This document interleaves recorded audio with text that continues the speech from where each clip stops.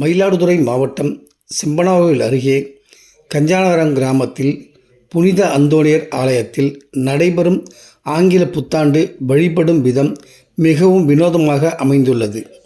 இங்கு அமைந்துள்ள புனித அந்தோணியர் ஆலயத்தில் ஒவ்வொரு ஆண்டும் ஆங்கில புத்தாண்டு அன்று வினோதமான முறையில் இங்குள்ள பக்தர்கள் வேண்டுதல் நேர்த்திக்கடன் செலுத்தி வருகின்றனர்.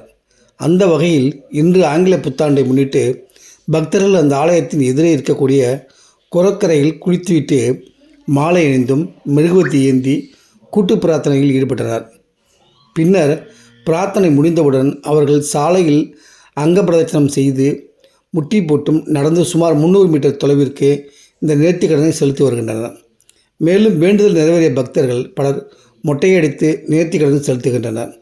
இந்த நிகழ்ச்சியானது அந்த அருகே உள்ள மங்கனூர் மற்றும் கஞ்சானகரம் கிராமத்தில் உள்ள பஞ்சாயத்தர்கள் சார்பில் நடைபெறுகிறது.